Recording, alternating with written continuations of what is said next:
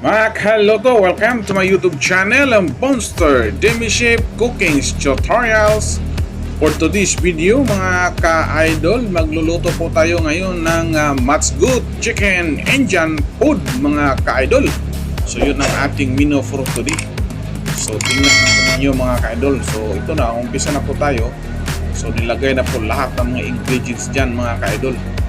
So, ang list of ingredients mga kaluto, nandun po sa dulo ng ating video. Doon po sinulat lahat po ang list of ingredients at ang measurement sa mga ingredients na ating ginagamit. So, sundan lang po ninyo ang video mga ka-idol hanggang sa pagtapos.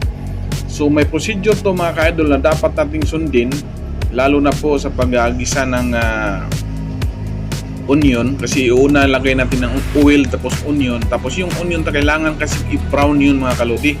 Mag golden brown na labang lalabas ang katas ng onion.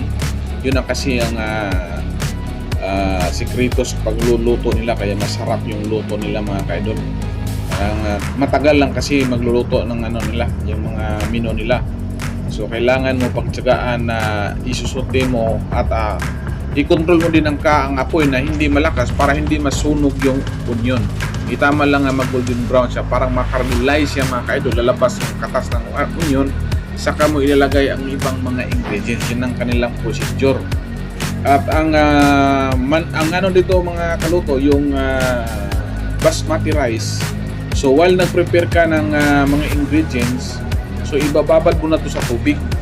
So mga kahit 30 minutes ibabad mo siya. Yung paglagay mo sa tubig, hugasan mo muna yung rice, tapos pagkatapos mo mahugas, lagyan mo ng tubig, ibabad mo hanggang umapaw ng konti sa bigas yung tubig at tumubo yun na maabutan siguro ng mga 30 minutes. Tutubo yun ang bigas mga kaidol, yung ating basmati rice. So kung tutubo na siya at umapaw na sa tubig, so ang gagawin mo, i-drain mo siya,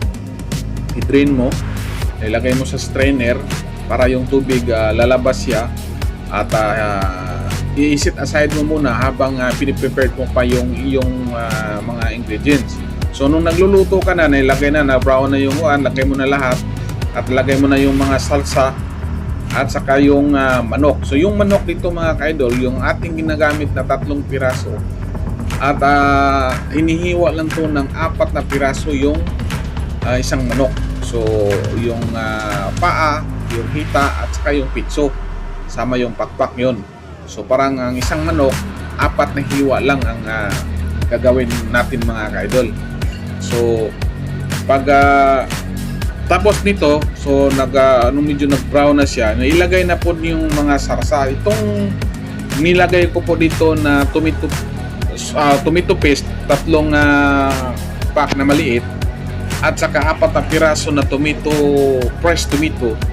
So ang ginagawa to mga ka-idol, biniblender siya. Tingnan mo, na-blender siya. Pagkatapos mo i-blender, isama mo yung tomato paste doon sa pag-blender mo sa press. O tingnan mo mga ka-idol, nailagay na po ang tomato paste at saka yung tomato fresh. Pinaghalo na siya at ibuhos mo na dito. So papakaluin mo muna siya, imimix mo muna siya. Ilagay na po to yung ingredients, yung black lemon, yung green cardamom, black cardamom, cloves, at ilagay na po niyo yung curry powder at saka yung ajinomoto, yung salt. Ilagay mo na at pakukuliin mo muna siya hanggat nag-oil siya. So nakikita mong lutong-luto na at saka mo tingnan mo, nilagay na yung mga powder mga ka-idol. So yung powder nga ginagamit niya, gumagamit siya ng curry powder.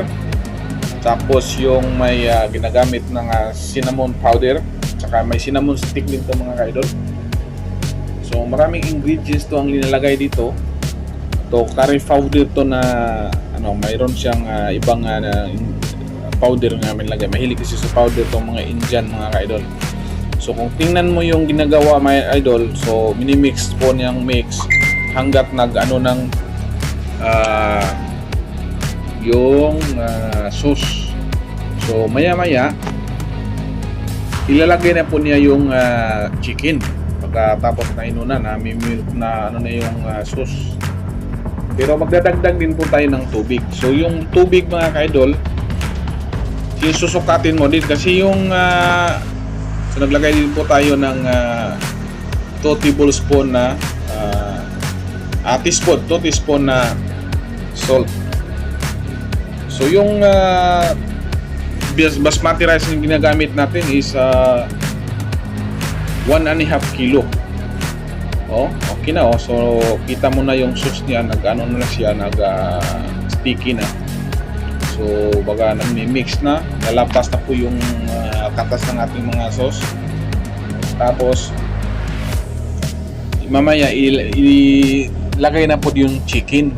Ilagay na yung chicken dyan sa sauce.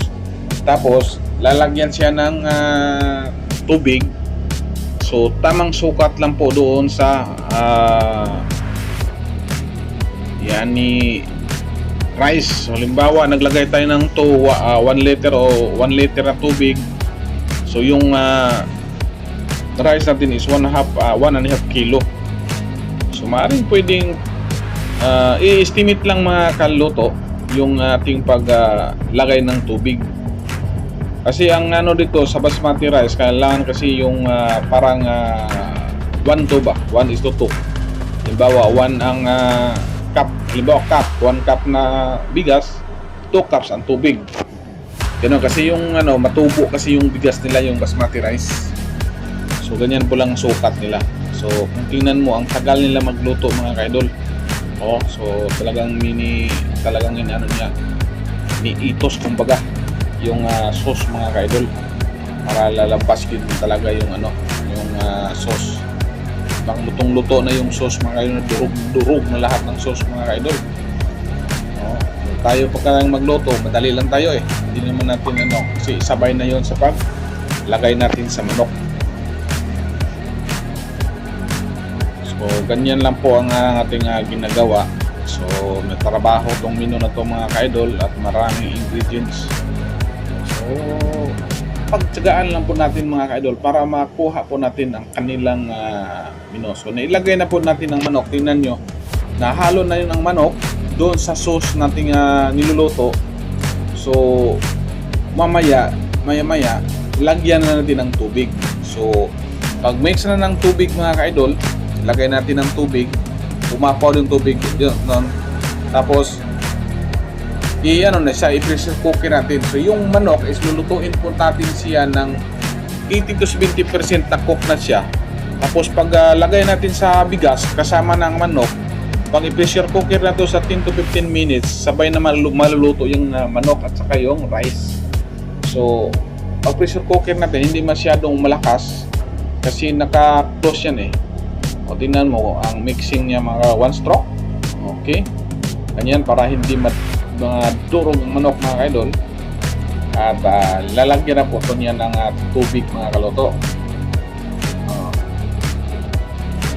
Ganyan po, ganyan sila magluto mga kaidol. Parang baga ang tagal matapos. Okay, nilagay na po yung tubig. Okay, so yung tubig na nilagay mga kaluto, sinusukat po ito niya sa bigas. Kumbaga 1:2. So i-mix na niya yung mga okay. So naglagay siya ng dalawang so kumbaga 1.5 liter mga kaidol lang nilagay niya. So tsansa lang po ang tubig na ginagawa para hindi siya hindi madurog yung bigas. Ganyan lang po ang pagluluto ng Mad's Good chicken. Hirap to, litokin ko mga mino ng mga Indiano mga kaidol. So ito na at tingnan lang po nyo. So naglagay siya ng dagdag asin. So yung kasi tinitikman lang yung mga kaidol. Ang kulang sa alat, talagang magdadagdag tayo. Kulang sa alat ng alat. Kasi pag nailagay na natin ng rice, ng luto na, mahirap na yan timplahan mga kaidol. Kaya nga, itumpak natin sa timpla yan habang hindi pa yung sauce. Okay? Pag amoy mga kaluto, amoy palang ulam na. So ready na ang ating sauce. konting ano lang. Ano ba? Konting asin mga ka-idol. Anong dagdagan ng marami ba? Pinabal na to mga ka-idol. Seafoods na, hindi na manok. So linagay na po niya yung ano, yung bigas, yung basmati rice. So ihalo na yan siya mga kaloto. Halo na siya.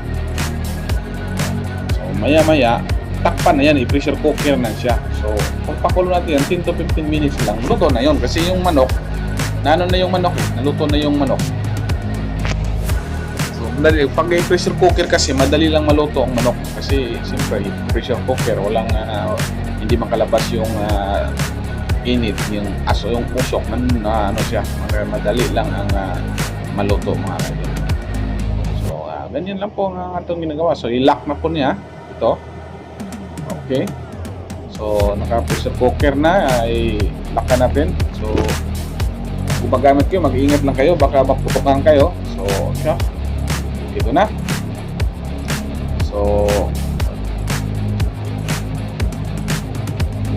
ano na, luto na mga ka-idol. Dito na tayo, buksan na po natin. So after sa 15 minutes buksan natin siya kung tama na ba. So pagtingin natin natin kung okay na ba yung bigas, okay na, tama na, at asaran na natin siya mga ka-idol na hinwal ng apoy kasi maluluto din siya sa init sa